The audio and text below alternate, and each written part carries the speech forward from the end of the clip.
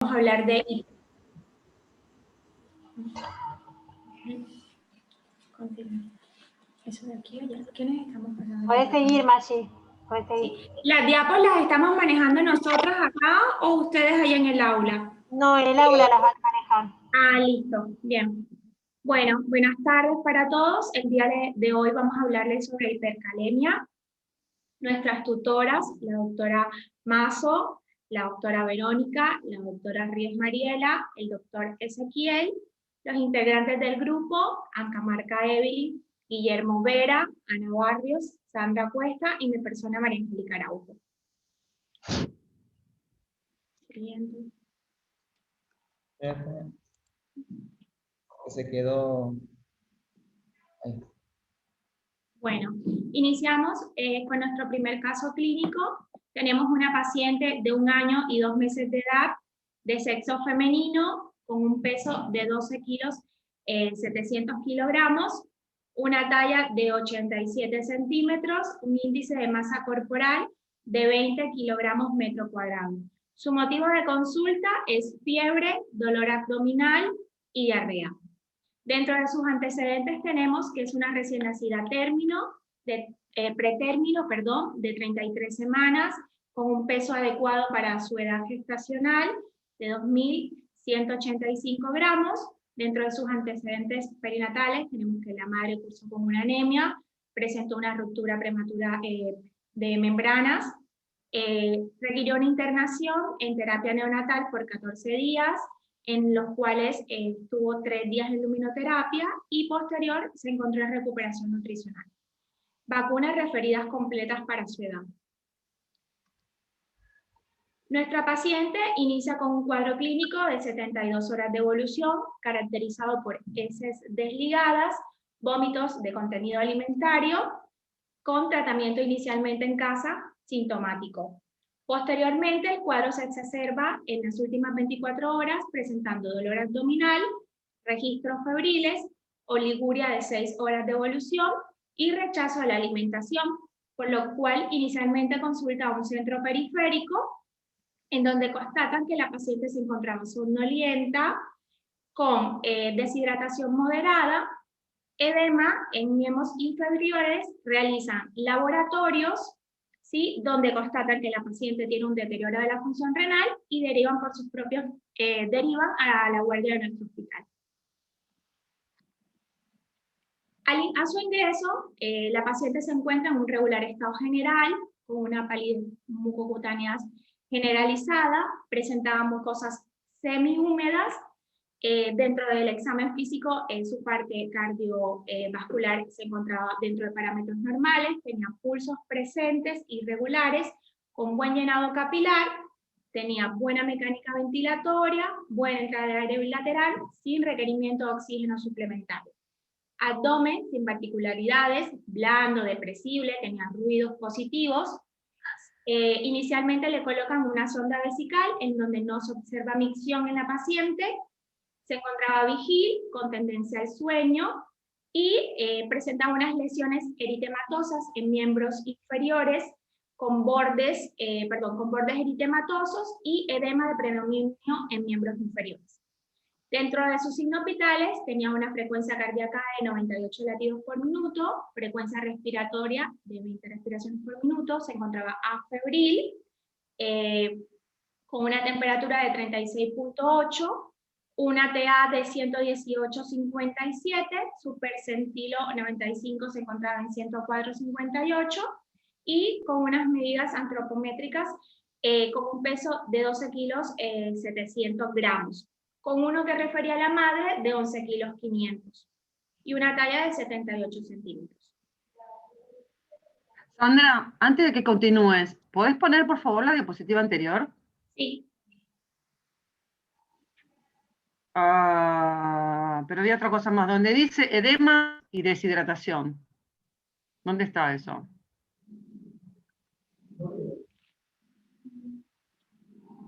En un momento dijiste edemas y deshidratación. Sí, edemas en miembros inferiores. Uh-huh. No, lo de la deshidratación era por lo cual la derivaban del centro periférico. ¿sí? Inicialmente en el centro periférico la constatan que tenía una deshidratación moderada, por lo cual allá también le realizan expansiones con solución fisiológica. ¿Sí? Ah, ok. La O estabilizan, sea, posteriormente la derivan con nosotros, le realizan laboratorios, le toman laboratorios y la derivan. Refieren dentro de la derivación que le realizan expansiones. está bien, entonces, para que quede claro para todos. Claro. Si un paciente tiene edemas, está hiperhidratado. ¿Está bien? La paciente puede haber entrado deshidratada al otro centro,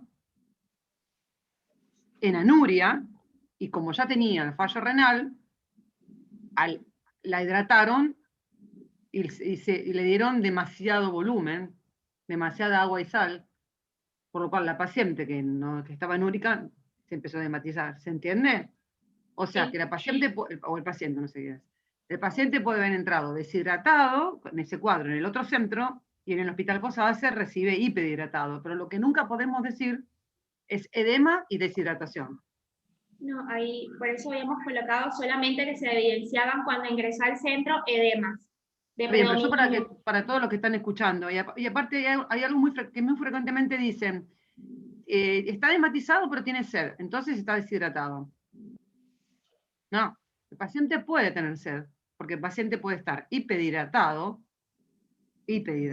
con aumento de líquido extracelular y con disminución del volumen arterial efectivo circulante, que no sería este caso, por ejemplo, un síndrome nefrótico, y eso estimula a los vasoreceptores, entonces se estimula la sed y la hormona antidiurética.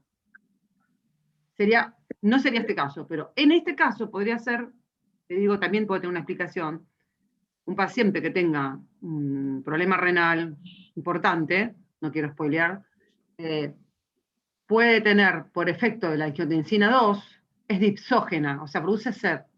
O sea, el paciente puede estar hiperhidratado, con el EC aumentado, hasta con el volumen arterial efectivo circulante aumentado, expandido, y tener sed igual. ¿Se entiende?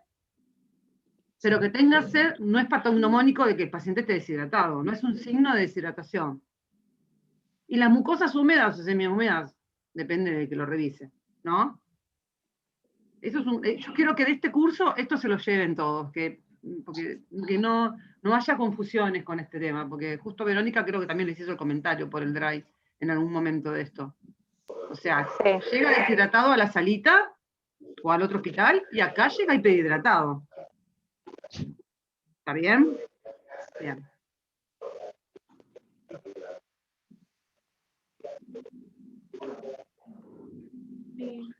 ¿Pero querés hablar?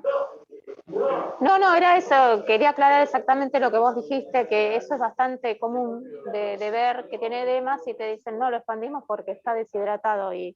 O sea, puede tener volumen arterial efectivo disminuido, pero no está deshidratado. O sea, por ahí el tratamiento no es pasarle volumen, sino otro depende de por qué tiene volumen arterial efectivo, pero que es una confusión que yo también la veo seguido.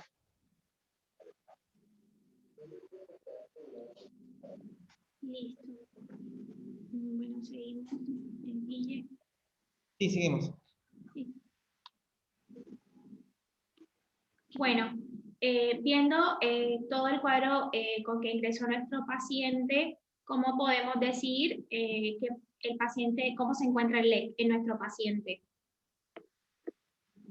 Sesión de preguntas. ¿Cómo se encontraría el EC en este paciente?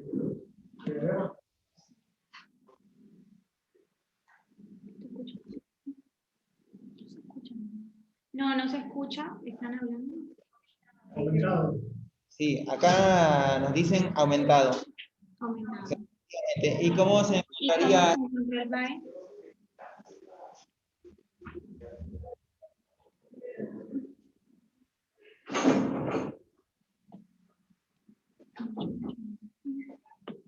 No se escucha. Recuerden que la paciente... Poné de vuelta la diapositiva anterior con Sí, la clínica. claro, vamos a la diapositiva anterior. Eso. Bueno, acá podemos notar que la paciente ingresa con mucosas semihúmedas, tiene pulsos simétricos regulares, tiene buen llenado capilar, ¿sí? Notamos también que al momento de colocar la sonda vesical, el paciente no presenta micción, ¿sí? Que tiene, bueno, y que al examen físico evidencian estos edemas en miembros inferiores. ¿Vale? ¿Cómo está la tensión Dentro de los arterial? signos vitales también podemos notar que la paciente no se encuentra taquicárdica, que la frecuencia respiratoria se encuentra bien, que tiene una tensión arterial un poco aumentada, ¿sí? Dentro de su percentilo, y que el peso referido que nos decía la madre que tenía la paciente, que era 11 kilos 500, cuando la pesan acá en nuestra institución tenía un peso de 12 kilos 700. Entonces, bueno, con estos datos, recalcando como los puntos claves, ¿cómo podemos decir que se encuentra el VAL? El VAL.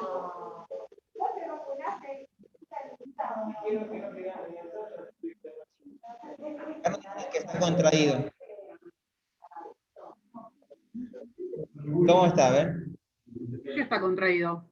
¿Por qué creen que está contraído? Bueno.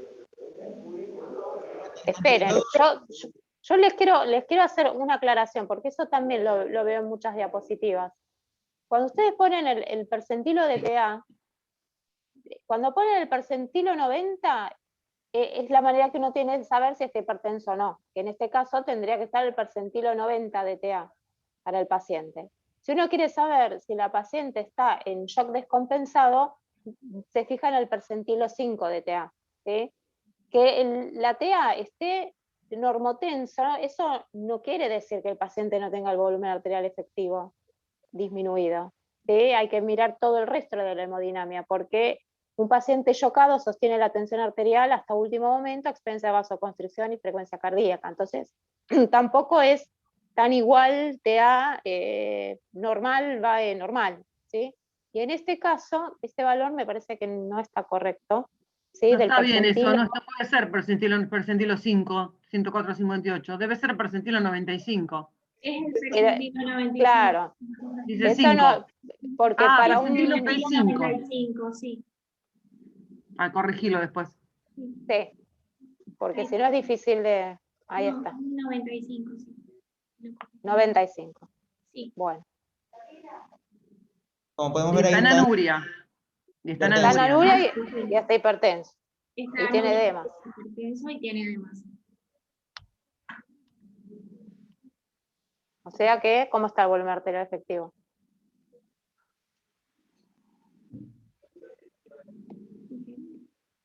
El origen de esa hipertensión, ¿cuál sería? Realmente, acá nos dicen que el volumen arterial efectivo está aumentado, está expandido. Bien. Efectivamente sí, no así. Bien.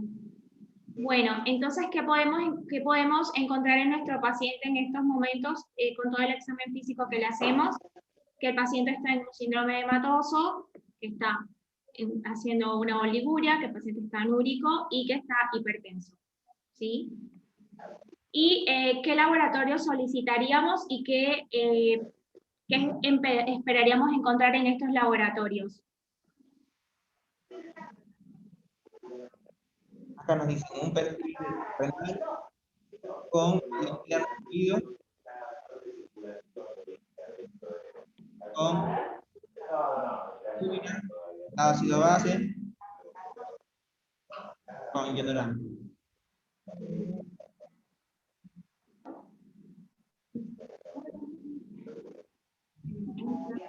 Un hemograma.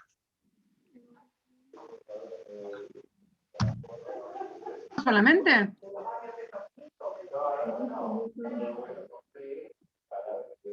Ya que estamos.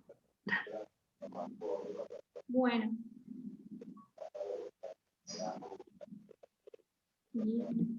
Bueno, dentro de los laboratorios de ingreso al paciente se le realiza un hemograma completo donde se observa que tiene una leucocitosis de 27.100 a predominio de neutrófilos.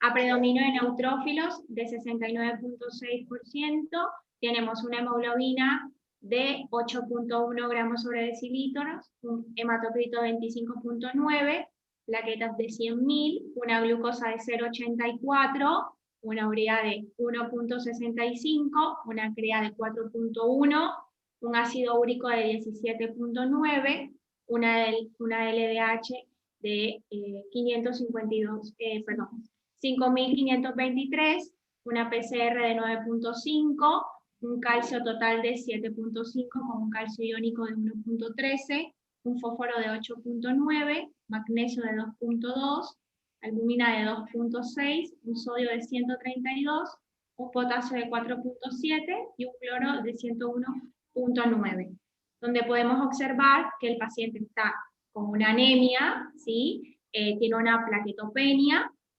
Dentro de su función renal vemos que tiene un filtrado glomerular de 9.5 mililitros minuto, tiene una hiperuricemia, tiene una LDH aumentada, una hipocalcemia, una hiperfosfatemia, una hipoalbuminemia y tiene una hiponatremia.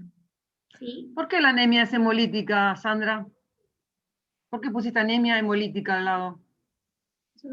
Sí, eso lo habíamos corregido porque, bueno, más adelante es que con el cuadro clínico del paciente notábamos que era una anemia hemolítica, pero con todos estos laboratorios, por eso dije, es una anemia. Podríamos decir en este momento que es una anemia. No, justamente, acá hay un dato de laboratorio que te habla de que hay hemólisis. ¿Cuál es? Que no lo marcaste como patológico. A ver, La ¿me están LDH, escuchando? sí, dije que estaba Claro. aumentada la LDH. Sí. Por eso la anemia es hemolítica. Es una de las cosas que uno busca. Sí. Bien. Igual lo dije. Bueno. Y bueno, lo otro que no está marcado acá en el laboratorio, que también lo dije al momento de hablar, es que la albúmina también está un poco baja, que tiene 2.6, un poco hipoalbuminémico. Y bueno, seguimos con el próximo. Bueno, ahí le hacemos nuestro análisis de medio interno al paciente, en donde observamos que nuestro paciente tiene una coherencia interna. El trastorno que presenta es una acidosis metabólica con acidemia. Tiene una respuesta compensadora, ¿sí? Adecuada. Le hacemos un anión restante, el cual se encuentra aumentado, y le hacemos el delta anión restante, está aumentado con 13.1. Le hacemos un cloro esperado, el paciente tiene una normocloremia, ¿vale? Y bueno, tenemos acá el estado ácido base, en donde observamos que tiene un pH de 7.27, un bicarbonato de 6.3 y bueno, una PSO de 14.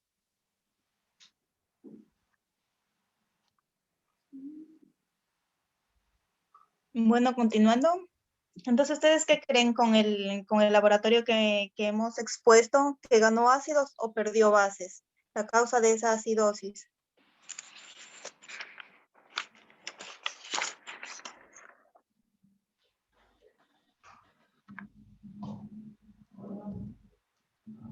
Bueno, acá nos dice Mile que ganó ácidos. Bueno. ¿Alguien más?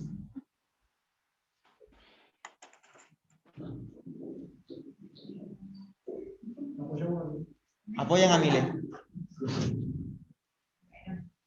Bueno, continuando con el principio de electroneutralidad de nuestra paciente, hay que tener una igualdad tanto en el número de cationes y aniones. Acá nuestro cation, que es el sodio, estaba en un 132, que son en las cargas positivas, y tenemos un igual valor sumando tanto el anión restante, el bicarbonato y el cloro, que nos da también una carga de 132.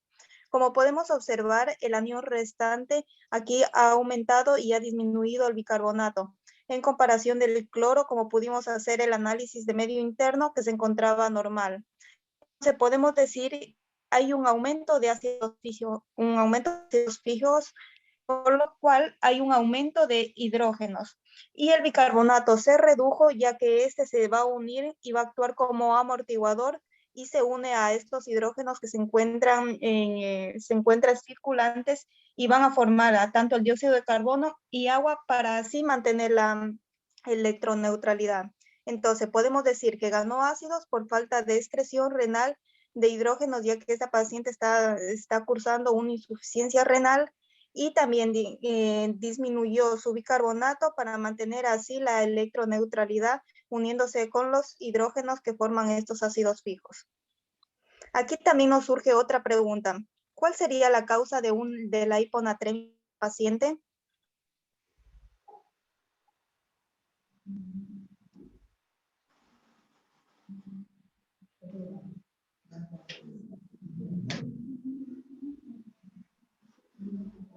¿Alguien? Los que primero tendrán que contestar son el grupo que habló de sodio, ¿no? De disnatremias. Ya tienen que estar matándose por contestar.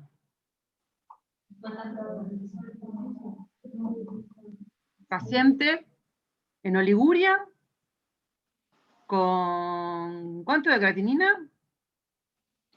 ¿Tenía? 4. De Con un filtrado de 4.4. 10. No está orinando, está hematizado, está hipertenso. ¿Cuál es la causa de hiponatremia acá? Ya, Acá no- aquí la causa, perdón, dice- ¿alguien dijo algo? Sí. Nos dijeron por ganancia de agua libre. Bueno, aquí la causa de esta hiponatremia es por la incapacidad de excretar agua libre por el riñón, ya que se genera una menor cantidad de agua libre debido a una reducción de la tasa de aporte de agua en la asa de Henle. En esta insuficiencia renal que está cursando nuestra paciente va a haber una menor cantidad de filtración de agua. Y pues, por lo cual se debe a esta incapacidad de excretar agua libre por el riñón. Entonces, así tenemos una acidosis metabólica con anio restante aumentado normoclorémico, causando la electroneutralidad de nuestra paciente.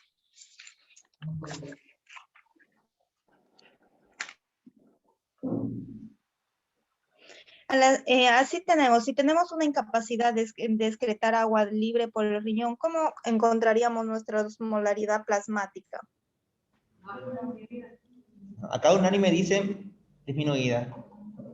Bueno, entonces, teniendo la combinación del descenso de la tasa del filtrado glomerular y el aumento de la reabsorción de sodio o agua en el túbulo proximal que reduce el aporte de agua en los segmentos de dilución, entonces esto va a generar una agua libre que se genera lentamente o disminuye, como este paciente tenía una anuria, entonces tenemos que la osmolaridad plasmática va a estar disminuida. Aquí también hay que recalcar que el paciente cuando ingresó también se le hizo un frotis de sangre periférica donde se evidenció esquizocitosis. En todos estos datos tenemos lo siguiente. Un paciente que está cursando con una falla renal con un filtrado glomerular de 9,5, una anemia hemolítica microangiopática con una hemoglobina y un frotis de sangre periférico realizados al ingreso del paciente y una plaquetopenia. Entonces, con estos 3 datos y el cuadro clínico del paciente dicho previamente, ¿ustedes en qué diagnóstico piensan? ¿O cómo lo abordarían al paciente? Sí, acá todo unánime dijeron síndrome urémico hemolítico. Bueno, Supralógico. bueno. Entonces, posteriormente, tenemos los diagnósticos de la paciente al ingreso. Tenemos una acidosis metabólica compensada con un anio restante elevado normoclorémico, una hiponatremia hiposmolar con LEC elevado y un VAE expandido, y una insuficiencia renal aguda que es secundario a un síndrome urémico hemolítico. Posteriormente, la paciente ingresó al servicio de terapia intensiva, donde se le hizo una diálisis peritoneal. Al 9º día de realización de su diálisis peritoneal, tenemos un laboratorio de control, donde tenemos una urea de 0,82, una creatinina de 4, un sodio de 134, potasio de 7,4, un cloro 96,4, un estado ácido base 731, PCO2 de 30 y un bicarbonato de 15. Como podemos observar, aún mantiene sus niveles de creatinina elevado, su sodio relativamente disminuido, pero mejorado en comparación al previo, pero nos llama la atención el potasio, que es de 7,4. El cloro está normal en comparación a su sodio. Tenemos que el estado ácido-base aún continúa con su acidosis metabólica, pero en mejoría previo a su ingreso. Entonces, con estos datos de laboratorios, ¿ustedes cuáles creen que son las causas de la hipercalemia?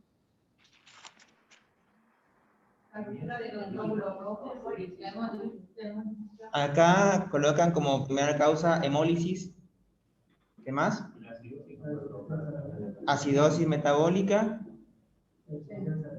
Y Fer nos dice la insuficiencia renal. Bueno, en sí, las tres causas son las causas principales de este paciente que se haya producido, digamos, la elevación de la hipercalemia. Hay que resaltar que la hipercalemia está asociada con una dificultad de excreción urinaria de potasio, principalmente al flujo disminuido. También otro hallazgo que sugiere que la retención de potasio se aumente, digamos, ahí hay una retención de potasio en la falla renal, es debido a la existencia de un escaso número de nefronas y aún con un defecto selectivo, descartando, digamos, un defecto selectivo de la secreción de la misma.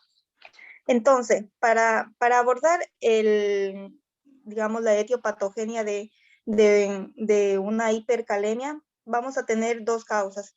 O haya un aumento de salida del potasio dentro de la célula, o hay una reducción en los niveles de excreción del potasio.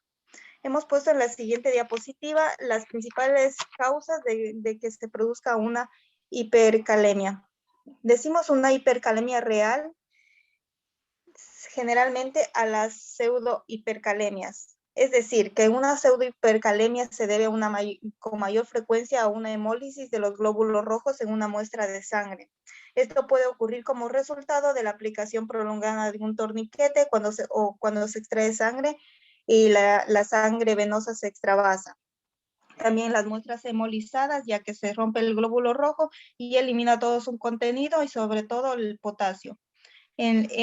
Como se sabe que en la trombocitosis el potasio se libera de las plaquetas durante la coagulación y también se puede liberar el potasio en una leucocitosis extrema. En cuanto sobre el aporte de potasio, tenemos un aporte tanto exógeno como endógeno. Exógeno sobre todo en los fármacos, como cuando se ingiere una cantidad suficiente de cloruro de potasio en forma rápida o se administra por vía parenteral, puede desarrollar una hiperpotasemia grave, que en función renal normal, esta hipercalemia puede ser transitoria.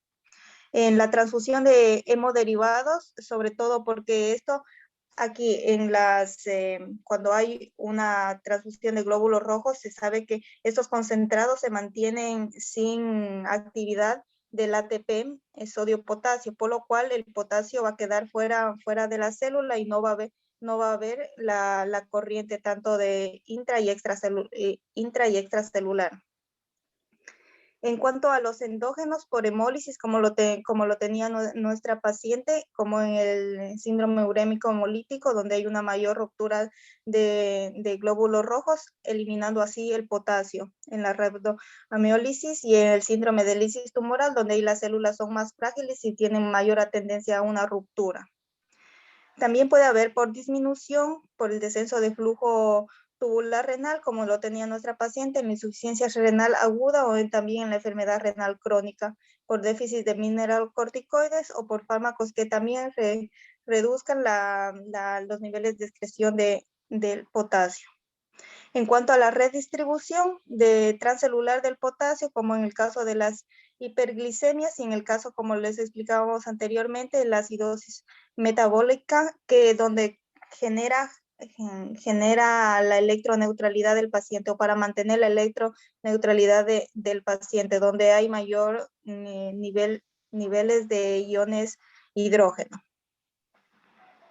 Y también tenemos como en otra causa la parálisis periódica hiperpotasémica. ¿Puedo hacer un pequeño comentario, Evelyn? ¿Sí? No sé si lo vas a explicar después, lo de la acidosis metabólica y el potasio. Sí, acá, en la siguiente diapositiva. Ah, bueno, listo, entonces no digo nada. Bueno, continuamos con la exposición. Vamos a hablar ahora de la fisiología en cuanto al potasio y los mecanismos que atañen y que acarrean a la hipercalemia. Bueno, para la introducción tenemos que saber que el potasio es un catión fundamentalmente intracelular. Como podemos ver acá en esta imagen, las reservas de potasio son muy elevadas en los tejidos. Como pueden ver, hasta 3.400, incluso hasta 4.000 miliequivalentes en una persona adulta sana, ¿sí? Acumulándose en gran cantidad en los músculos, hueso, hígado y glóbulos rojos. Para que esto ocurra, requiere de un balance estricto de la homeostasis que existe entre el lado externo y el lado interno de las células, dados principalmente por estos mecanismos: la insulina, el mismo estado ácido-base, el sistema nervioso autónomo, la aldosterona. El balance de potasio en el adulto habitualmente es de 0, es decir, 100 miliequivalentes entran, 100 miliequivalentes salen, a diferencia de los niños, que habitualmente van ganando de 8 a 10 miliequivalentes por año. Esto es fundamentalmente por su desarrollo y su crecimiento. Así, podemos ver en esta imagen que el contenido corporal total de potasio en el lado interno de la célula se encuentra el 98% del mismo, ¿sí? Dando una concentración de entre 130 y 140 miliequivalentes litros. Mientras que en el espacio extracelular equivale apenas el 2%, dando entre 4 y 5 miliequivalentes. Esta diferencia que ocurre de un lado al otro de la membrana celular es lo que genera un potencial eléctrico en la membrana, que ahora más tarde lo vamos a ver. Y este balance entre la parte interna y externa de la célula está dado principalmente por una bomba en especial que se encuentra a nivel de las membranas, que es la bomba de sodio-potasio ATPasa, que lo que hace es introducir potasio, dos átomos, y saca 3 de sodio. Y así de esa manera mantener unos rangos séricos de potasio dentro de la normalidad para el grupo etario. Acá, como podemos ver en esta diapositiva, de los 100 miliequivalentes que ingresan en un ejemplo, 10 de estos miliequivalentes son eliminados a nivel renal, mientras que el 90 a nivel digestivo y el 90 a nivel renal. Así que el 100% del potasio debe ser eliminado. En el medio, para que las concentraciones de potasio no se eleven súbitamente y no causen una arritmia cardíaca en nuestro paciente, en esa parte transitoria tienen que introducirse en las células. A lo largo del tiempo, entre 4 a 8 horas, como veremos más adelante, el riñón se encarga de hacer el resto de su trabajo, que es eliminar el potasio por la orina. ¿Cuál es su principal importancia? Bueno, tiene un papel crítico en las funciones celulares, ya que para la síntesis de glucógeno y síntesis de proteínas requiere una cierta cantidad de potasio. Es indispensable para el crecimiento celular, síntesis de ADN y buena actividad enzimática. La diferencia de las concentraciones, como ya habíamos dicho, son importantes para el potencial de membrana de la célula. Y su concentración plasmática está finamente regulada finamente regulado, ya que concentraciones patológicas como hiper o hipocalemia, pueden causar arritmias severas y muerte. Acá podemos ver un cuadrito en el cual tenemos un porcentaje de disminución del potasio y las horas en el tiempo. Como podemos saber, si nosotros hacemos una carga de potasio en un paciente, en una persona X, o la alimentación, la dieta diaria de uno mismo, los primeros mecanismos que van a actuar son los mecanismos celulares, ya sean introduciendo todo este potasio en el interior de la célula para evitar esta hipercalemia transitoria. ¿Qué pasa con el tiempo? Que luego aparece el mecanismo renal, que aparece inmediatamente después, es más lento, pero sostenido, y en aproximadamente 8 a 10 horas se encarga de la eliminación completa de esos miliequivalentes, que más o menos es el periodo de ayuno. Y ahora, hablando sobre el balance interno del potasio, todo el balance interno del potasio requiere, en cierta medida, de varios mecanismos. Una de la principal importancia, como nosotros vimos, es las bombas sodio-potasio ATPasa.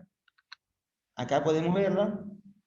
Hace este mecanismo de introducir potasio. ¿Qué lo estimula? Tenemos la insulina, las catecolaminas, especialmente las catecolaminas beta 2, no todos los estimulan, porque hay otros que la inhiben. La concentración de plasmática de potasio, claramente la gran concentración de potasio en el extracelular estimula la bomba sodio-TPasa para meterla dentro de la célula como mecanismo protectivo. Y la aldosterona a nivel renal. ¿Qué la inhibe? Bueno, el déficit de insulina, las catecolaminas con receptores alfa-1 que tienden a inhibirla y causar hipercalemia, los digitálicos, la espironolactona. También existe otro mecanismo que no son dependientes de la energía, es decir, no requiere la bomba sodio-potasio, sino que requiere de ciertos canales que dependen mucho de la concentración interna del mismo. Por ejemplo, durante el ejercicio, a mayor despolarización durante el ejercicio, cuando uno se contrae mucho más los músculos, tiende a liberar a través de los canales de potasio estos iones. Y en caso de una acidosis metabólica, el problema acá está es que el cuerpo también se tiende a proteger de los hidrogeniones en el extracelular. Para protegerse, se introducen dentro de las células. El problema de esto es que estos hidrógenos tienen carga positiva, haciendo que el interior de la célula sea más positivo. ¿Sí? ¿Qué es lo que hace la célula para compensar esto? Libera potasio. Y es por eso que en las acidosis metabólicas puede haber hipercalemia también. Y otros no dependientes de canales. Uno de estos, por ejemplo, es cuando existe un estado de hiperosmolaridad. Esto se conoce como arrastre por solvente. En esta situación, el agua es atraída hacia el lado hiperosmolar de la membrana, arrastrando potasio. Y por último, destrucción celular. Como ya vieron ustedes, la rhabdomiólisis, el síndrome de lisis tumoral o la lisis de las células rojas pueden causar un aumento de potasio bruscamente a nivel celular, a nivel capilar, perdón. Con esto, vamos a hablar ahora sobre el potencial de acción cardíaco para tener en cuenta dónde actúa el mismo y cómo lo hace. Aquí vamos a ver una tabla donde podemos ver los voltímetros y abajo los milivoltios, perdón, y abajo el tiempo. Las células generalmente tienen un potencial de reposo que es menos 90 milivoltios, ¿sí? Estamos hablando del potencial de acción cardíaco, menos 90 milivoltios, como podemos ver en este voltímetro. Pero también tenemos un potencial umbral. Este potencial de umbral es el potencial por el cual la célula necesita estimularse hasta ese umbral para despolarizarse. Cualquier mecanismo, ya sea eléctrico como el corazón, estímulos táctiles o estímulos químicos, pueden generar un potencial eléctrico. Como podemos ver, lo primero que pasa es el estímulo de los canales de sodio, son los canales lentos, ingresan sodio al interior de la célula hasta llegar al potencial umbral. Una vez que pasan a este potencial umbral, la célula se despolariza, haciendo lo siguiente, abriendo los canales rápidos de sodio, y todos estos canales que están acá, todos estos cationes de sodio pasan al interior de la célula, haciendo que de menos 90 vaya subiendo el potencial de acción hasta menos 30, menos 40, más 40, perdón, milivoltios. Llegando a este punto se cierran los canales y se abren los canales de calcio. En el potencial de acción cardíaco existe una meseta, que es la que vemos aquí, que se ve principalmente a la entrada de calcio en el interior de la célula. Por último, la célula no puede quedar acá, hiperexcitada, no puede quedar en esta situación. Así que se abren unos canales que se llaman canales de fuga de potasio, eliminando todo este potasio al exterior y volviendo a su potencial umbral. Pero falta un mecanismo todavía más acá. El interior de la célula sigue siendo positivo gracias al sodio, pero tenemos que sacar ese sodio. Así que aquí interviene la bomba sodio-potasio ATPasa, sacando el sodio, metiendo el potasio y volviendo a la parte del potencial de reposo de la célula.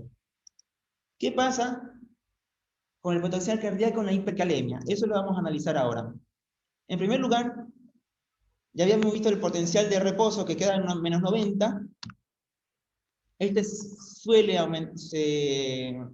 aumenta este potencial de reposo a casi menos 85, menos 80, causando que del potencial de reposo al potencial umbral, se pueda estimular fácilmente un potencial eléctrico.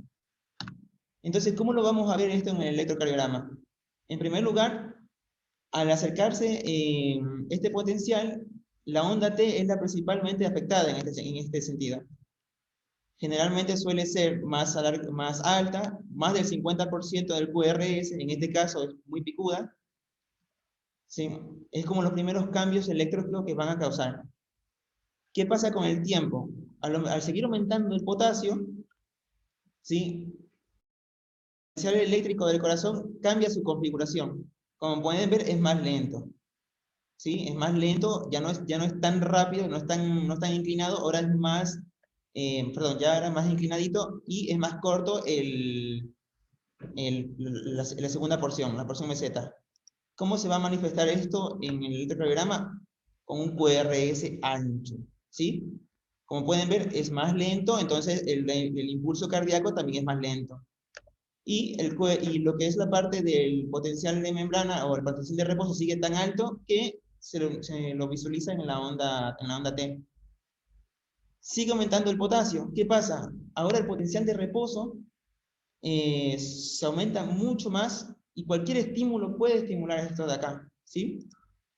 Haciendo que se haga mucho más lenta la entrada, pero mucho más inclinada, perdón. Lenta, la fase 2 desaparece y queda esta configuración. El problema es que esto lo estamos viendo en una sola imagen, en una sola foto. ¿Qué pasa si esto se repite? Y en el electrocardiograma lo vamos a ver así. Esto se conoce como taquicardia ventricular, un QRS ancho, ¿sí? Monomorfo habitualmente, sin onda, no aparece la onda P, no existe, y un QRS que está muy ancho y una onda T que no se visualiza. Por último, mientras más aumente el potasio, ahora el potencial de umbral se eleva, ¿sí? El potencial de umbral es tan alto que ya no hay estímulo que lo genere. Nada lo estimula. ¿Cómo lo vamos a manifestar eso en el QRS? En el electro, bueno, el paciente puede fallecer fácilmente con una carga muy alta de potasio. Bueno, y ahora vamos a hablar ahora Qué bárbaro, ¿eh? Buenísimo la explicación, me encantó. A mí sí me costó mucho entenderlo eso. Muy bueno, ¿eh? ¿Quién es que Muy está hablando lindo. que no lo veo? ¿Guillermo? Yo veo la mano nada más. No te veo la cara. ¿No me ves? No, No, no te vemos tu vemos. mano. ¿Vemos tu mano o tu...? Ah, ahora vemos el techo. Ahí está. Muy bien, ¿eh? Ahí. Muy bien.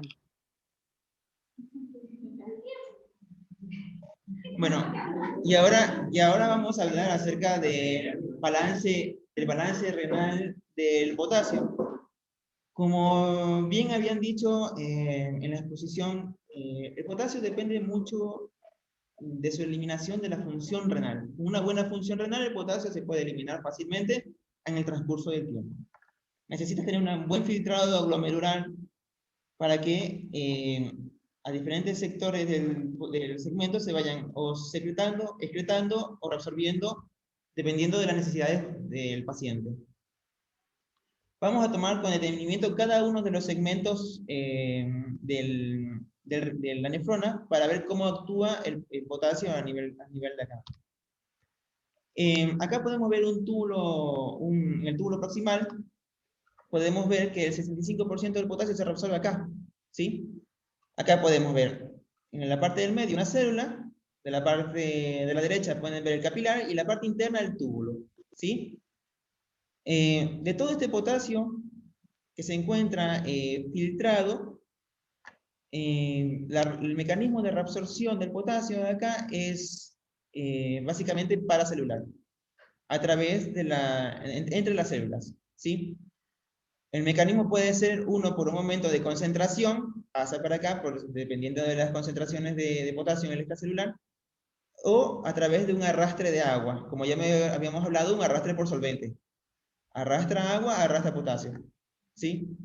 Y el mecanismo de secreción de potasio básicamente es dependiente de la cantidad también de sodio a este nivel. El sodio entra a nivel de los canales, estimula la ATPasa, el sodio sale, pero al salir ingresa potasio y sale por sus canales, ¿sí? Entonces, Claro, te voy a corregir, Guillermo, una cosa chiquitita. Siempre todo empieza con la sodio potasio TPasa porque es una bomba. Lo demás es pasivo o dependiente del gradiente eléctrico. Entonces, la bomba sodio potasio TPasa saca sodio de la célula y mete potasio. Eso baja el gradiente de sodio dentro de la célula, que condiciona el ingreso de sodio y a su vez la salida de hidrogenión acá, porque es un intercambiador. Este que está acá dice sodio, es sodio hidrogenión, es un intercambiador sodio-hidrogenión. Y entonces, eso a su vez, el ingreso de potasio dentro de la célula por la sodio potasio TPasa, genera después la salida por los canales de potasio. Igual esto es para que lo entiendan, no tienen por qué saberlo, pero bueno, es para seguir el razonamiento. Siempre todo comienza con la energía dada por la sodio potasio TPasa. Eso altera el gradiente dentro de la célula y después viene todo lo demás. En todas las células es igual, en todas. lo siguiente es que a nivel del ASA-DL, la capacidad de absorción del potasio es al 27%, y esto lo hace de los siguientes mecanismos. Acá podemos tener un cotransportador también, ¿sí? Que es el sodio-potasio 2-cloro, que lo que hace es esto, introducir las moléculas, estas tres moléculas, y pasan al interior de la célula, ¿sí? La bomba sodio-potasio TPasa lo mismo a nivel vasolateral. Lo que haría es otra vez introducir potasio y sacar sodio. ¿Qué pasa con el potasio acá? El potasio en estas células también depende mucho de las concentraciones de potasio dentro del plasma. Si lo requiere, lo reabsorbe. Si no lo requiere, lo elimina. Y el otro mecanismo también de absorción también es el paracelular también. Y por último, a nivel del túbulo distal, el túbulo contorneado distal, es la parte de donde es Perdón, te corrijo ahí, Guillermo, después corregirlo en la diapo. Yo se los puse en el drive. Este es el túbulo colector cortical. Con el tubo contorneado distal no. Esto que estás mostrando es una célula principal del túbulo colector cortical. Sí. Donde actúa la aldosterona. Ahí la tienen, a la famosa. Bueno, y acá tenemos el túbulo colector cortical, donde principalmente tiene una fina regulación acá. Habitualmente se produce lo mismo que en las otras segmentos, pero aquí tiene un plus, que es el estímulo por la aldosterona. ¿Sí? La aldosterona ingresa a sus receptores intracelulares, no son receptores de membrana, son intracelulares, y es acá donde va a producir los diferentes efectos, ¿sí? Que es estimular la ATPasa, estimular los canales de sodio para que se dirijan hacia las membranas, y también tiene un efecto a través de las células intercaladas acá, estimulando un mecanismo de contratransporte con el potasio y el hidrógeno.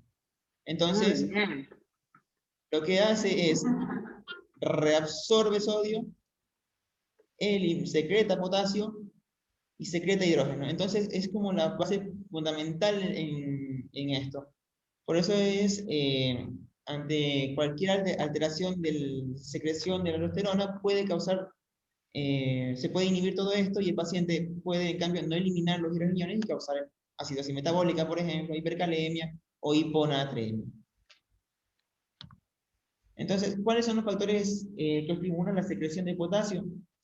El mismo aumento del potasio extracelular es el determinante principal para su secreción. ¿Aumento? Yo me elimino. El aumento de la aldosterona es, como ya lo acabamos de ver, un aumento del tasa del flujo tubular, la oferta distal de sodio, la presencia de aniones impermeables, el pH luminal y los cloruros en el líquido. Continuando con la evolución de nuestra paciente, aquí podemos ver este electrocardiograma que nosotros le hicimos a nuestro paciente. Como pueden ver, tenía 7.6 de potasio, y como podemos ver en el electro, tenía un QRS, que si bien es cierto, el primer segmento del QRS es fino, la siguiente parte se ensancha. Si pueden ver, ligeramente ensanchado. Y lo siguiente, lo que más predomina acá es la onda T, como es predominantemente alta, supera más del 50% del QRS, llegando casi al tope.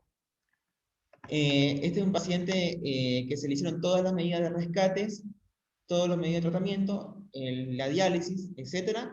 Y con todo esto, tenemos un potasio de 5.5 donde todos estos elementos se normalizaron. La evolución de nuestro paciente es que, la verdad que evolucionó bien la terapia, pasó a la sala de pediatría, tuvimos los resultados de los antipolisacáridos que fueron positivos para la E. coli, y se dio el diagnóstico de síndrome hemolítico secundario a E. coli. Y cuando... ¿Sabes cuál, Guillermo? ¿Ah? ¿Cuál de las tres más frecuentes que producen síndrome hemolítico? ¿La O147, la O145 o la O121? Fue O147. O157. Sí. 147 es el número del gobierno de la ciudad. 157. Sí. Por último, cuando el paciente ya estuvo en su mejor estado, se le da el egreso hospitalario. Esta fue básicamente la evolución de nuestro paciente, básicamente explicando de cómo al borde de la hipercalemia, nuestro paciente estuvo también al borde de una arritmia fatal y muerte. Por suerte, con todos los mecanismos que se hicieron en la paciente, con el tratamiento agudo que se le hizo, en la paciente se evitaron este desenlace. La paciente está en la casa, está tranquila, sin problemas con su enfermedad renal, nada más. Pero luego, bien.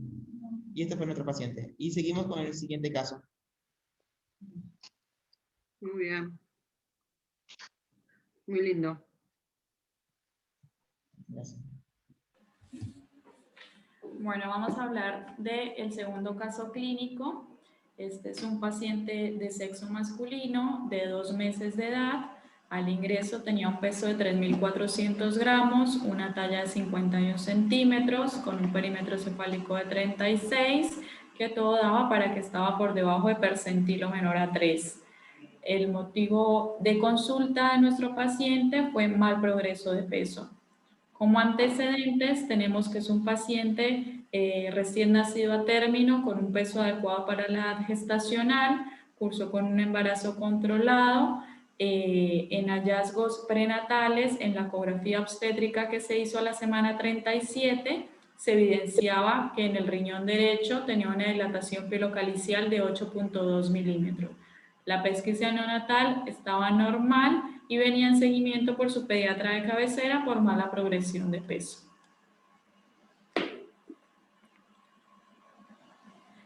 Aquí podemos ver en los percentilos, en cuanto el paciente cuando nace, se encuentra en un percentilo 50, tanto para peso como para talla, y a medida que el paciente crece, el percentilo se ubica en menor a 3.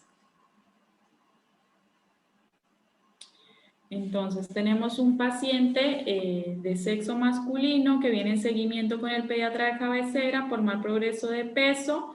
El pediatra lo envía al CAI. En el CAI se constata que el paciente tiene un incremento diario de peso de solamente 4 gramos al día. Constatan al paciente adelgazado, con las mucosas semihúmedas, con palidez mucocutánea generalizada, por lo cual lo derivaron a la guardia del hospital. Cuando ingresa a la guardia, el paciente presentaba una frecuencia cardíaca de 140 latidos por minuto, una respiratoria de 40 por minuto, se encontraba febril, la presión arterial estaba con 72/36, baja para el percentilo 95 de él, que era 110/75, en ese momento saturaba 98% y se le coloca oxígeno suplementario.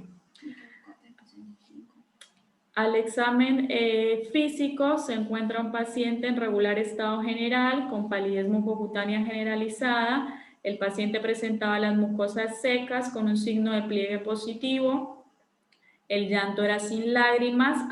Adicionalmente tenía la fontanela anterior deprimida con un relleno capilar mayor a 2 segundos. Los pulsos periféricos y centrales estaban presentes, pero era un paciente que se encontraba hipoactivo. En ese momento se constata el peso y la talla que estaban con percentilos menor a 3.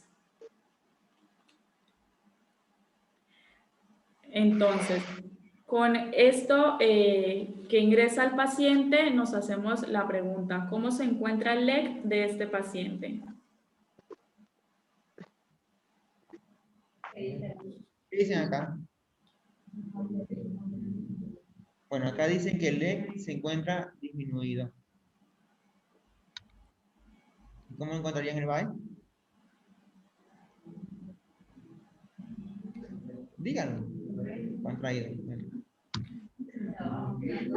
Correcto, entonces, el LEC de este paciente se encuentra disminuido, dado porque el paciente en ese momento tenía las mucosas secas, el llanto estaba sin lágrimas, la fontanela anterior estaba deprimida y podemos concluir que el BAE estaba disminuido porque en ese momento cursaba con taquicardia y con hipotensión arterial.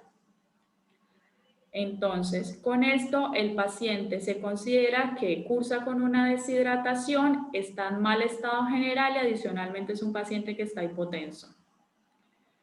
¿Qué haríamos con este paciente?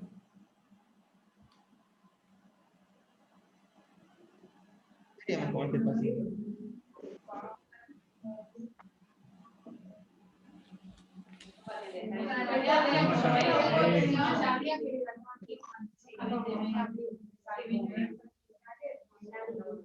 Sí. Acá nos dicen que el paciente está con una deshidratación severa, así que deciden hacer una expansión de solución fisiológica a 20 mililitros por kilo. Bueno, a este paciente en la guardia efectivamente se le realizan 2 expansiones con solución fisiológica, 20 mililitros por kilo. Se le realiza toma de hemocultivos por 2, un urocultivo, una PL y se le inicia tratamiento antibiótico con ceftriaxona a 100 miligramos por kilo. Se le realiza un sedimento urinario, el cual en ese momento se evidencia que tiene una leucocituria y también tiene piuria, y se le realizó una ecografía renal donde se constataba una dilatación filocalicial bilateral con megaureter también bilateral. Entonces, el laboratorio de guardia que se le hace al paciente tenía una glucosa de 0,75, una urea de 1,43 gramos por litro, una creatinina de 1,3 miligramos decilitro, presentaba una albúmina de 3,9 gramos decilitro, un sodio de 123 milimol por litro, un potasio de 7,1 milimol por litro, un cloro de 92 milimol por litro y un calcio iónico de 1,1 milimol por litro. Con esto se evidencia que el paciente tiene un aumento en la urea con un filtrado glomerular de 19,6 mililitros por minuto, que se encuentra disminuido, adicionalmente cursa con una hiponatremia, una hipercalemia y disminución del calcio. Se le realizó un ionograma urinario que en ese momento se evidenció que el ionograma urinario no se encontraba invertido. ¿Cómo ven el ionograma?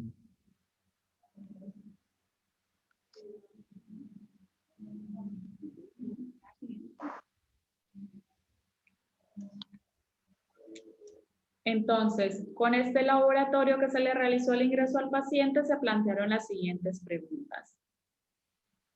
Si este paciente, como lo dijimos anteriormente, tiene un BAE y un LEC disminuido, ¿cómo se esperaría encontrar la aldosterona y la ADH en este paciente?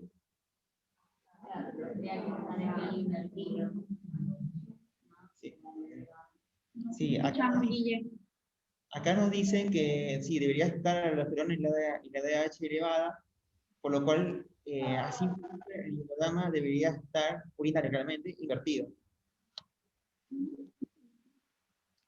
Entonces, ¿Está la ADH aumentada? ¿Qué piensan con ese laboratorio?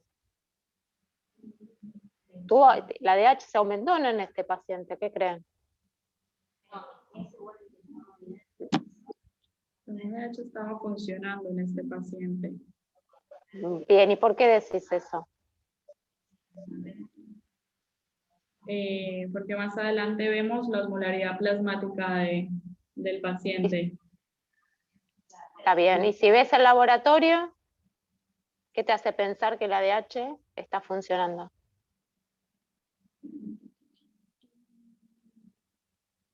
Antes de sacar la osmolaridad, después está bien, hay que sacarla, pero si vos lo mirás así... Bueno, sí, antes de que pues sacar los valores de osmolaridad y eso, podemos decir que puede ser la hiponatremia, porque secundaria a una incapacidad de excretar el agua, teniendo en cuenta que tiene un filtrado glomerular disminuido. Entonces puede ser asociado a que el riñón no está excretando esa agua y por eso se está quedando adentro, y eso puede disminuir la osmolaridad. Muy bien. Ah. ¿Cuál sería la otra causa de la hiponatremia en este paciente? Es complicado el paciente, pero es hermoso. Sí. Es un hermoso paciente. Que se está excretando. Lo vamos a explicar en la siguiente diapositiva, en el balance de... Bueno, Antes que sigan, hay algo que tienen que poner de los parámetros vitales, que todavía no pusieron, que es la diuresis. Yo me olvidé de poner. Sí, faltaba. Tenía diuresis alta, de 5 mililitros kilo de peso hora. Por favor, después, antes de guardarlo, los cambios, lo agregás, lo de la diuresis. 5 mililitros kilo hora y severamente deshidratado. Piensen. El ritmo diurético, que estaba muy elevado, tenía de 5, y el paciente estaba deshidratado igual. Es decir, estaba orinando y estaba deshidratado. ¿Por dónde se deshidrató? ¿Por dónde se ¿Por vía deshidrató? renal o por vía extrarrenal? Acá dicen por vía renal. Esto es súper importante, sin hacer ni un cálculo de osmolaridad ni nada. Nosotros queremos que ustedes usen mucho la clínica antes de ver el medio interno. Si el paciente está al punto de un shock, que lo tiene que expandir 2 veces, y está poliúrico, evidentemente tiene un problema renal, y encima está en fallo renal. Eso nos olvidamos de ponerlo, después agregarlo. Ahí si está Catalina y Mercedes escuchando, este paciente lo presentaron ustedes cuando eran residentes de tercer año. Pero yo les pasé a ellos una historia clínica, ellos hicieron el trabajo de vuelta y hicieron todo el análisis. Bueno, entonces el análisis del medio interno de este paciente, encontramos que tiene coherencia interna, su trastorno primario es una acidosis metabólica con acidemia, presenta una respuesta compensadora, el anión restante se encuentra aumentado, por lo cual hicimos el delta del anión restante, que nos dio 15.8 aumentado, y se cursaba con normocloremia. Bueno, entonces aquí evaluamos la osmolaridad plasmática del paciente. Como lo vemos ahí, es una osmolaridad que está disminuida. Y el ionograma se encuentra, no está invertido. Entonces, según esto, concluimos que el paciente tiene una hiposmolaridad por el efecto de la ADH, pero aún así evidenciamos que el potasio está elevado. ¿Cuál es la probable causa de esta hipercalemia? ¿Cuál podría ser? Cuidado con esto, porque este chico está en fallo renal. Claro. Entonces, tuvo un estímulo muy potente por la hormona antidiurética, y obviamente sí, se quedó con el agua. Seguramente con LEC disminuido por pérdida de agua y sal. Pero ahora está en fallo renal y la causa de la hiponatremia es la misma que el paciente anterior. Tiene una alteración en la expresión de agua libre. Seguramente que si la falla renal no es terminal, digamos, no tiene un filtrado por debajo de 10 y está orinando, cuando reviertan el estado de hidratación del paciente, también van a sacar estímulo de ADH y el paciente va a poder excretar el agua. Pero ahora tiene una orina isosmolar. Fíjense que tiene una orina con una urinaria igual que la plasmática. Eso es típico de la injuria renal aguda.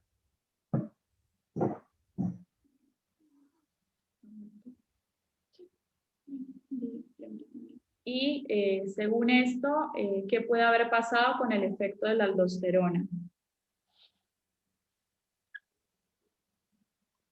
La pregunta sería, ¿hay efecto aldosterónico? Acá Por nos dicen ahí, que por ahí sería mejor, Sandra, que les preguntes cuáles piensan ustedes que es la causa de la hipercalemia, más que hablar, porque tiene varios motivos, tiene dos motivos para estar hipercalémico, ¿no? Sí, El motivo más importante de todos, ¿cuál sería ahora?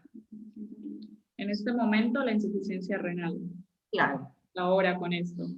no sabemos todavía, Exacto. como está en insuficiencia renal, y se altera el filtrado glomerular, y se altera la función tubular, porque también puede tener necrosis tubular aguda, no sabemos. Es más, no sabíamos que este paciente quedó con un diagnóstico de roño durante bastantes días. No sabíamos que estaba pasando. Entonces, Yo me hago cargo de eso, porque este paciente lo recibí yo. Entonces, vos ves un paciente neonato, sin progreso de peso, poliúrico que se deshidrató, hiponatrémico, hipercalémico, y lo primero que pensás es... bueno, sin decirle más nada, a nosotros este paciente nos engañó, no solo a los terapistas, sino a los nefrólogos también. Porque la primera ecografía renal que se le hace en la No tenía UAR dilatación. estaba deshidratado. Y no se vio la dilatación. No sé, tal cual. Y un sedimento, ni Sí. 5% del leucocito por campo. Y nadie le dio importancia y siguió el paciente. Y siguió con otro diagnóstico que ustedes ahora van a plantear. Así que para que se sientan mejor, entiendan que tanto la doctora Bruso como yo nos equivocamos las dos. Así que por eso lo guardamos y cuando a 3 o 4 años nos sacamos este chico a la luz de vuelta para marcarles, Recordarlo. a recordar los errores que cometimos. Bueno, mientras ya pudieron pensar. Hasta ahora entonces uno puede hablar de causa de hipercalemia y injuria renal aguda. Y así lo dijeron acá. ¿No? Y seguimos. Bueno, teniendo en cuenta de este paciente, analizando su orina, nos damos cuenta que tiene una excreción fraccional de sodio aumentada ante un VAE contraído, o sea, lo tiene mayor a 1, en este caso el paciente tiene un 4.1%, que eso nos indica que el paciente está excretando sodio, más del que debería. Y tenemos una fracción de excreción de potasio, que eso tiene que ver mucho con el filtrado glomerular. Entonces, nuestro paciente está en un rango de que tiene un filtrado glomerular alrededor de 15 ml por minuto. ¿Listo? Que debería, en teoría, tener una excreción fraccional de potasio entre un 58 a un 90%. Entonces, si el paciente tiene un filtrado glomerular de 19 ml por minuto, que está disminuido y tiene una excreción fraccional de potasio de 19%, quiere decir que es una excreción inadecuada de potasio. No se está excretando el potasio que debería por el riñón. Esto puede ser secundario, en este caso hasta este momento, por una insuficiencia renal, o sea, el problema renal directamente. Entonces, tenemos que el paciente... Les quiero hacer una aclaración acá, porque esto confunde un poquito, si no. Sí. Los valores normales, en realidad, para injuria renal aguda no hay valores de excreción fraccional relacionados a la función renal. Están hechos más en la enfermedad renal crónica. Eso ¿Cómo lo ocurre, esperamos? ¿no? Más que para lo agudo. Esto parecería ser, por ahora, lo agudo. Entonces, lo que la doctora quiere decir es que en la enfermedad renal crónica, en realidad, o en la enfermedad renal, el paciente, uno esperaría que por más que el riñón esté enfermo y el túbulo esté dañado, excrete determinada proporción del potasio que filtra. Entonces, por ejemplo, con un filtrado de 50, excrete el 40%. O sea, para uno hablar de que la lesión es dependiente del glomérulo o dependiente del túbulo, uno espera que la excreción de lo que filtra excrete ese porcentaje. Si no lo hace, pensamos en otra cosa. Ahora, por ahí cuando lo vayas explicando, lo vayas mostrando, por ahí se entiende un poco más. Sí.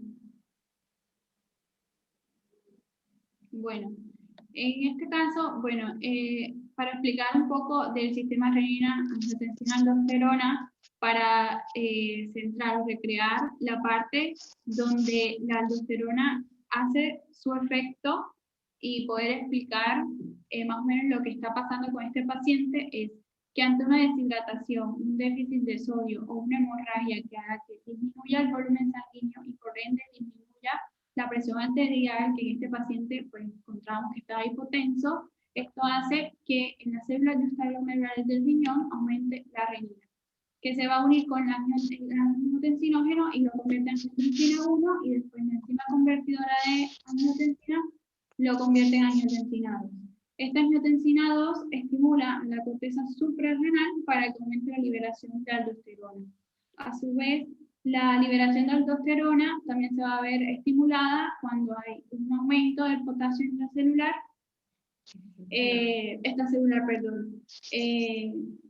por lo tanto, estos dos estímulos que en este caso está pasando en el paciente, porque tenemos que el paciente tiene un déficit de volumen y además de eso tiene un potasio de 7.1, o sea, tiene una hipercalemia. Esto hace que se estimule la liberación de esta aldosterona, que el efecto directo que va a provocar es que en los riñones aumente la absorción de sodio y agua y aumente la secreción, o sea, la excreción del potasio y de hidrogeniones por la orina, con el fin pues de aumentar la presión arterial y que regrese pues a la normalidad.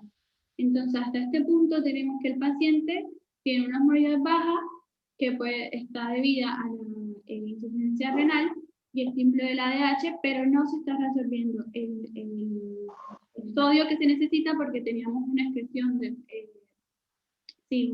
de sodio mayor a 1 de 4.1%, se está perdiendo, y el potasio está quedando en el espacio extracelular, o sea, no se está excretando.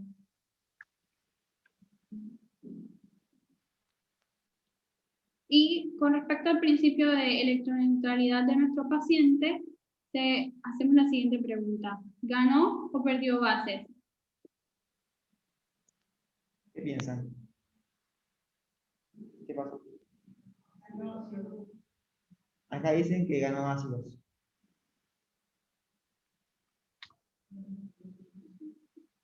Bueno, tenemos las cargas positivas, que en este caso teníamos un sodio de 123, y las cargas negativas, donde vemos que tenía una acidosis metabólica con un anión restante elevado y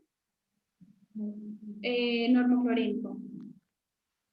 Entonces, la parte del aumento del anión restante es por ganancia de ácidos, debido a que hay una falla en la excreción de hidrogeniones, sea por la insuficiencia renal que el paciente está cursando, o porque no está actuando la aldosterona como debería estar actuando, que ayuda a la excreción de hidrogeniones. El chico está en insuficiencia renal, entonces. Acá tiene un aumento del lactato por la hipoperfusión, y además una falta de excreción de hidrogeniones porque tiene una insuficiencia renal. Y, bueno, lo de falta de excreción de hidrogeniones por la aldosterona, si lo viéramos, en ese caso tendríamos que ver una acidosis metabólica hiperclorémica, que no la tiene. Sería diferente. Pero quedémonos con, hasta ahora, en injuria renal aguda y el aumento del lactato, que me parece que así lo van a entender mejor, y después hablamos de la aldosterona. Ok. Y tenemos que el bicarbonato se titula por la buferización de ácidos, y por lo tanto hay pérdida renal de bases también por la misma insuficiencia renal. Ahora, No hay pérdida renal de bases. No hay pérdida renal de bases en la insuficiencia renal. Este paciente no tiene bicarbonaturia. Lo que pasa acá es que tiene el bicarbonato, los ácidos tienen siempre un hidrogenión acompañante. El bicarbonato entonces actúa como tampón. Agarra esos hidrogeniones, se forma ácido carbónico, se disocia en CO2 en agua, ¿sí? Y aumenta la CO2, que eso estimula la ventilación. Este paciente no está perdiendo bicarbonato, el bicarbonato bajó por este proceso de titulación de los ácidos fijos. No hay pérdida renal de bases. No tenía acidosis metabólica hiperclorémica. Eso sacalo después, ¿eh? Listo, sí, este fue un error que tuvimos. Ahora lo arreglamos. Y en cuanto al sodio. Y tenemos que el paciente, a su vez, estaba hiponatrémico, porque creen que el paciente está hiponatrémico, con todo lo que hemos recalcado del paciente.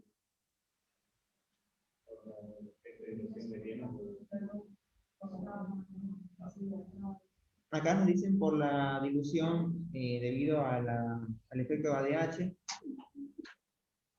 ¿Qué más?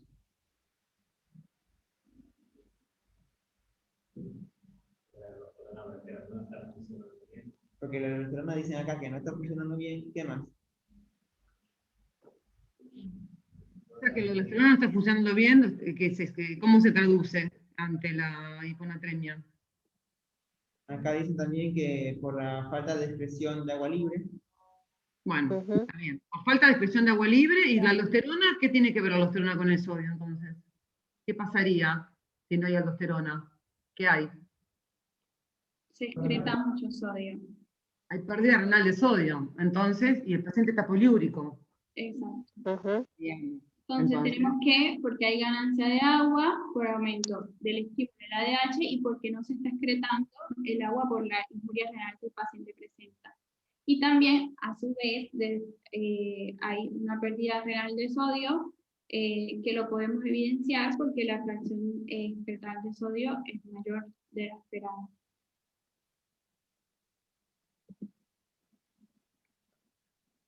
Entonces, de acuerdo a lo que, o sea, todo lo que hemos hablado del paciente, ¿cuál creerían ustedes que es la causa de la hipercalemia en este paciente, teniendo en cuenta todas las causas que ya habíamos explicado o la etiopatogenia que habíamos explicado anteriormente de por cuál se podía producir la hipercalemia?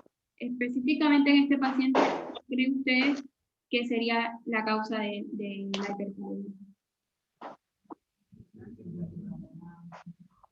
Acá nos dicen la insuficiencia renal aguda. ¿Qué otro efecto creen que podría tener ahí? También. Y una respuesta inadecuada a la aldosterona.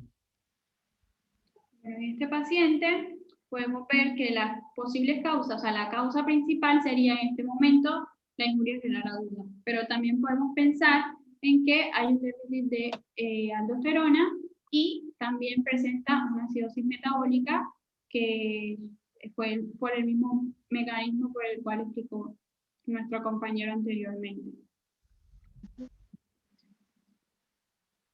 Bueno, entonces, ¿qué pasa? Que en el túbulo colector cortical vemos que está el lumen del túbulo, la célula principal y debajo vemos la célula intercalada y lo más rojo, porque no lo puedo señalar de acá, sería el lumen o sea, el plasma, ¿ya? Entonces, básicamente, cuando hay un estímulo de la aldosterona que aumenta en el plasma, ella entraría a la célula principal para unirse con su receptor de mineralocorticoides y así estimular mucho más la bomba sodio-potasio ATPasa para poder sacar el sodio y ingresar el potasio a la célula. Y de esta forma lo excreta por los canales de Ronca y eso también estimula a su vez que se reabsorba mucho más sodio a nivel del túbulo y pueda pasarlo hacia el plasma y el potasio del plasma a excretarlo por el túbulo colector cortical. Y también genera un efecto, como habíamos explicado antes, en los canales de las células intercaladas para excretar hidrogeniones y reabsorber potasio. Entonces, en este paciente, si la aldosterona no actúa, se pierde, por decir, el estímulo de la bomba sodio-ATPasa, todo este mecanismo que acabamos de explicar, entonces no se absorbería el suficiente sodio ni tampoco se excreta el potasio. Y eso hace que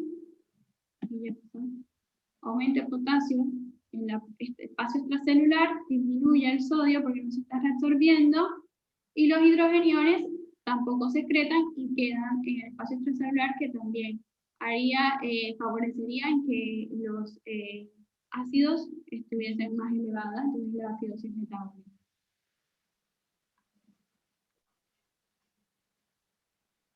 Entonces, con todos los datos que tenemos, que son que el paciente está hiponatrémico con 123 de sodio, hipercalemia 7.1 microequivalentes, está hipovolémico, con LED iba disminuido, y hasta el momento estamos pensando en que no hay un efecto aldosterónico porque no estamos observando de que se está reabsorbiendo sodio y se está excretando potasio. ¿Por qué? Porque el ionograma vemos que cuando hay un efecto aldosterónico, vamos a ver que como se está excretando el potasio, va a estar aumentado mucho más que el sodio, porque el sodio se estaría reabsorbiendo. Entonces, en este caso pasa lo contrario, porque no se está resolviendo y se está quedando todo el potasio en el líquido extracelular, y por eso vemos que tiene hipercalemia. Entonces, ante todos estos signos, ¿qué diagnósticos diferenciales podemos pensar? Antes que sigas, yo quiero remarcar algo. Es muy difícil, cuando el paciente está en injuria renal aguda, darse cuenta si la natriuresis y la falta de caliuresis no es secundaria a una necrosis tubular aguda secundaria a la hipoperfusión renal. ¿Se entiende? ¿Se entiende cuál es el tema? Un paciente con una injuria renal aguda puede tener pérdida renal de sodio y alteración en la excreción tubular de potasio por una necrosis tubular aguda secundaria a una deshidratación grave y prolongada. O sea, este chico puede tener otra patología que no sea lo que ahora te van a plantear, ¿se entiende? Pero ahí la doctora contó que para su nivel de función renal el potasio, la excreción de potasio debería ser más alta, eso sería lo único. Pero también alguien del público, a ver si alguien me maravilla del público y pregunta qué dato del examen físico debieran ir a buscar en este paciente, si sospechan algo que es bastante frecuente. Menor de 2 meses, que llega deshidratado, grave, con hipercalemia y hiponatremia. ¿Qué dato del examen físico? ¿Qué datos del examen físico tienen que ir a buscar? Examen físico común y corriente, de todos los días, que ustedes escriben en el teléfono. Y alguien está sospechando algo, ¿no?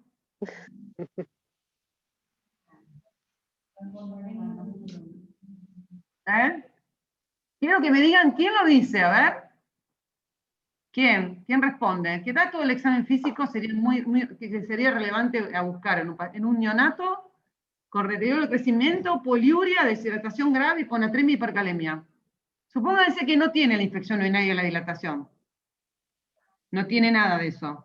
¿Qué es lo primero que piensan y qué buscan en el examen físico?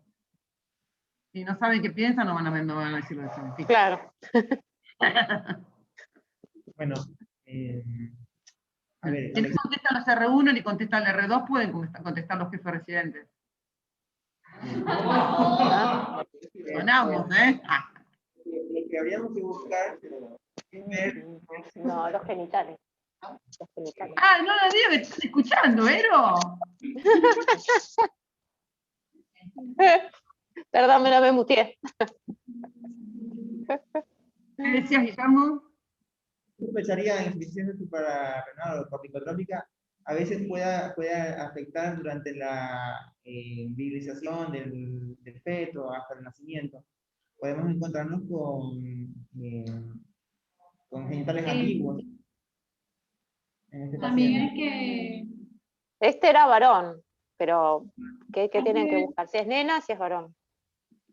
Hay que ver la hiperpigmentación de la piel y de los genitales como tal, el tamaño, que de pronto, en este caso que es varón, que el pene no sea más grande, los testículos sean más grandes que el pene, y, o sea, y que tenga los testículos como... Los testículos en bolsas.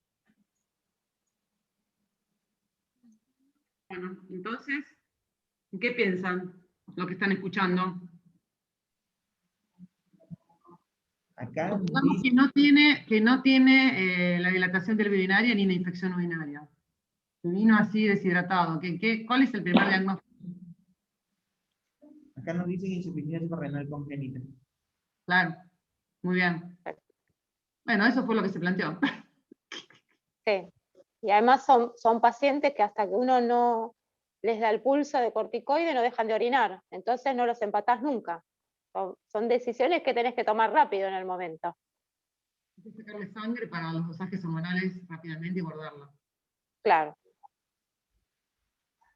Dentro de los diagnósticos diferenciales tenemos la insuficiencia suprarrenal congénita, el hipoaldosteronismo hiporrenémico y un pseudo hipoaldosteronismo secundario a un reflujo vesículo-ureteral. Entonces, en cuanto a la evolución del paciente, tenemos que el paciente ingresó inestable hemodinámicamente, cursó con un shock hipovolémico, por lo cual permaneció 15 días internado en la terapia, recibió tratamiento con corticoides, que posteriormente se hizo el descenso paulatino. Durante la internación en terapia mejoraron un poco los niveles de potasio, persistía con una hiponatremia, con acidosis metabólica, y además también necesitó múltiples correcciones hidroelectrolíticas porque tenía el magnesio bajo y el calcio bajo. Adicionalmente, el paciente también tuvo deterioro del patrón respiratorio, estuvo con intubación orotraqueal por varios días y requirió también inotrópicos. Durante esa internación se aislaron en 2 cultivos, primero una E. coli y segundo una cándida, para la cual recibió tratamiento antibiótico específico, ajustado siempre a la dosis renal, porque el paciente persistía con la insuficiencia renal. En la terapia se le hace un screening nuevamente al paciente, donde se le hacen ecografías. En la ecografía renal se evidencia la dilatación perocalicial bilateral, adicionalmente con el megaureter bilateral.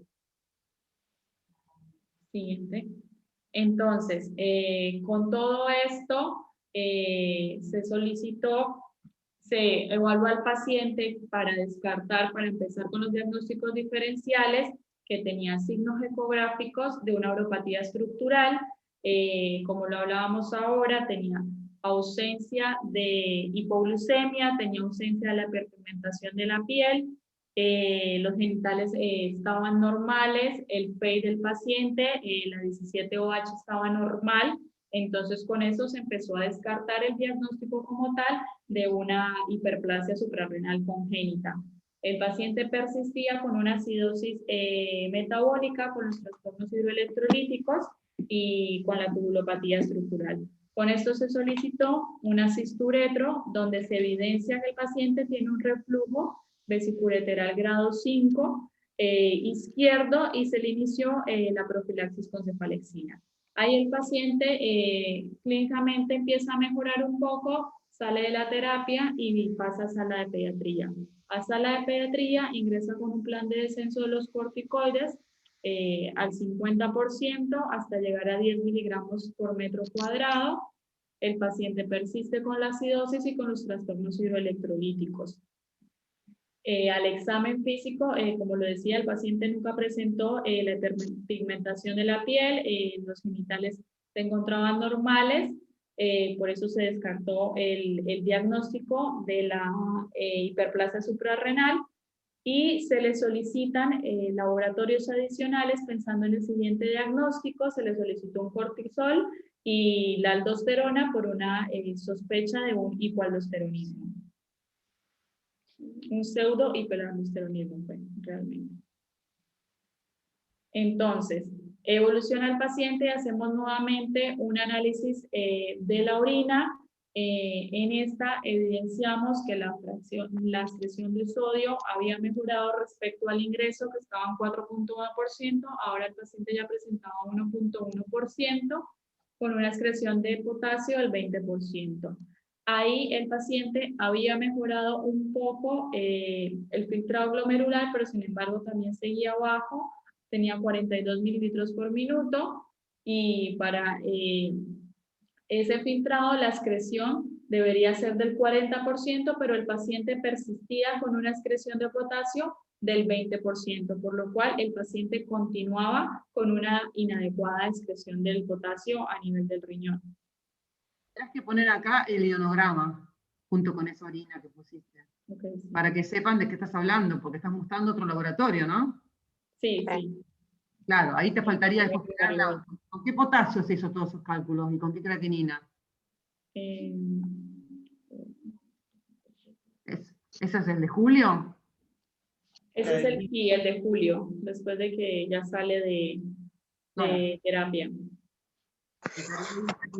potasio plasmático que tenía, o sea, El paciente... primero se hizo, sí, el primero se hizo con uno del 15 de julio y después se le hace el control ya como al 21, al 29 de julio.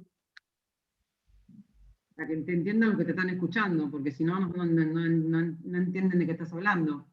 O sea, el 15 de julio tiene un sodio de 130, un potasio de 6,8 y un cloro de 94. Claro. Lo que mandé ayer. Entonces, y con una creatinina de 0,8. Con eso el paciente sigue. A pesar de que está con insuficiencia renal, ya recuperó bastante el filtrado, tiene 42, y tiene un potasio de 6,8 y un sodio de 130. Y además, tiene acidosis metabólica, sí, sigue con acidosis metabólica. Entonces, ahí pues agregalo ahí. Sí. Agregalo ahí, para que se vea. Ese laboratorio que yo les mandé ayer, la diapositiva esa, que le saqué una foto y se las mandé, para que vean que el paciente ahora recuperó función renal, eso está un poquito más limpio, y Tenía tiene una URIA de 0.66 con una creatinina de 0.8 más o menos. Había mejorado la función renal del paciente. Pero sin embargo continuaba con daño. ¿Entienden? ¿Entienden esto que estoy hablando? ¿O es chino? Yo como no lo puedo ver. ¿Entienden eso?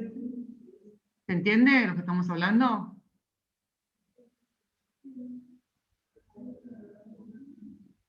Bueno, seguir.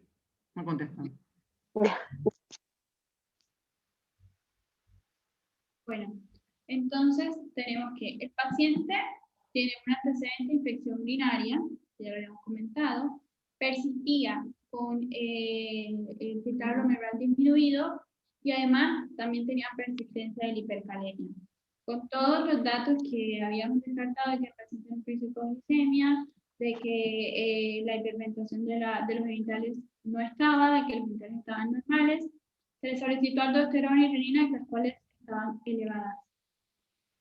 Por eso se concluye que el paciente tenía una resistencia a la aldosterona porque sí estaba el estímulo de la aldosterona porque en los niveles sanguíneos se encontraba elevada, igual que la renina, o sea, se estaba activando el sistema, pero había algo que hacía que la aldosterona no estuviera. Volví, pasé por la sala y le quería... Entonces, como ante la resistencia de la aldosterona se planteó que el paciente tenía como diagnóstico un pseudohipoaldosteronismo secundario a una infección urinaria o a una uropatía con infección urinaria.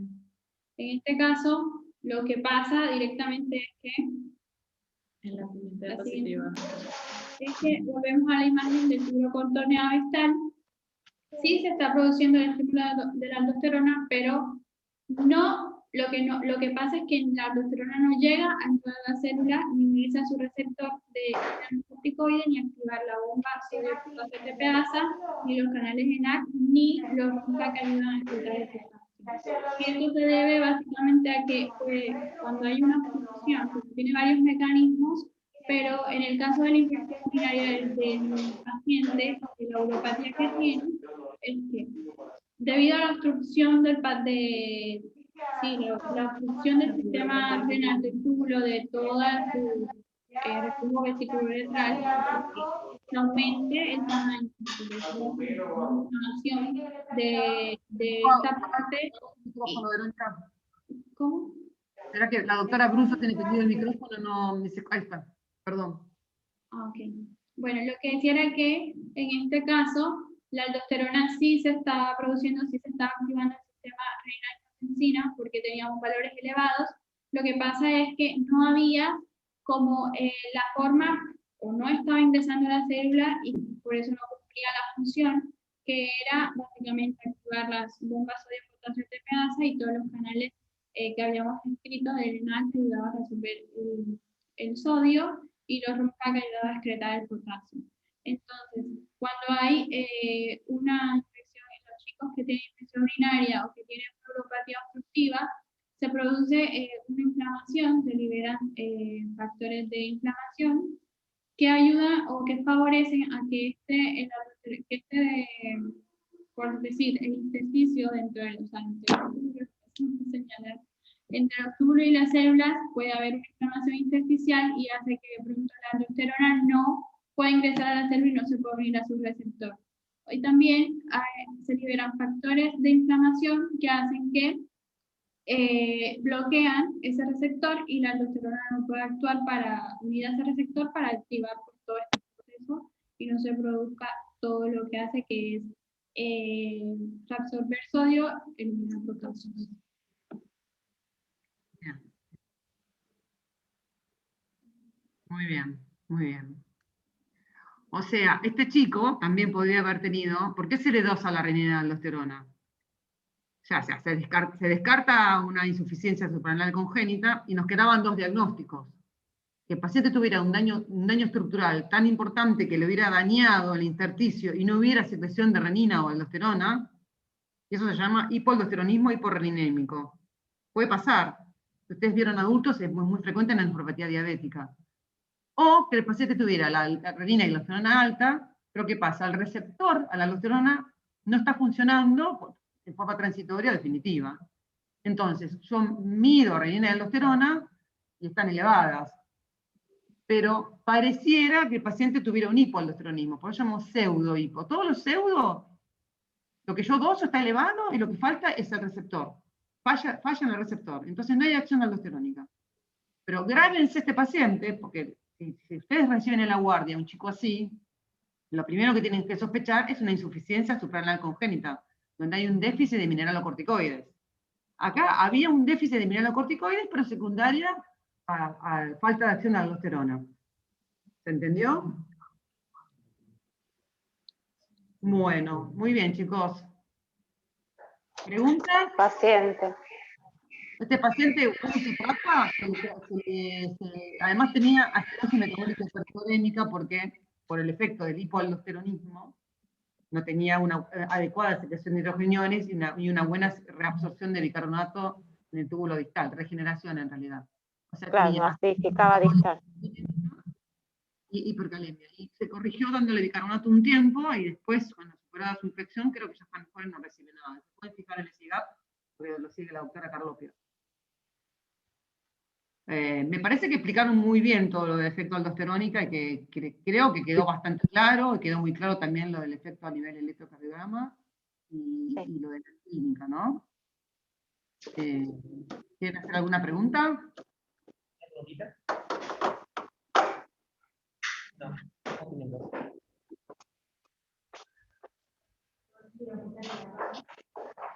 ¿Y los que están en casa, alguna pregunta? Bueno, muy bien, chicos. Bueno, para el grupo de la semana que viene, les cuento que yo viajo el domingo, así que si quieren manden antes, si esta semana, entre jueves, hasta antes del jueves, traten de mandar la presentación si quieren que yo la vea.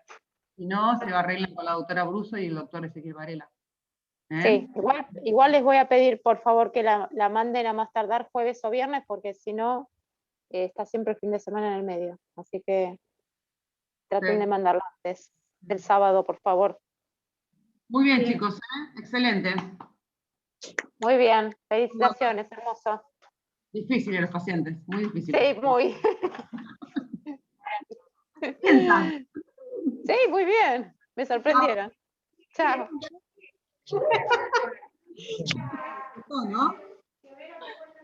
Les costó, ¿no?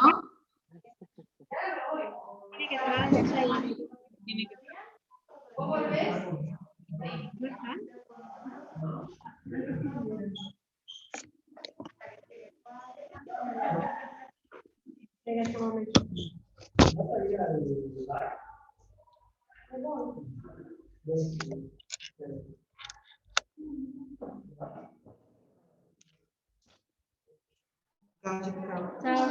Dice, ¿puedo pasarme la clase al mail?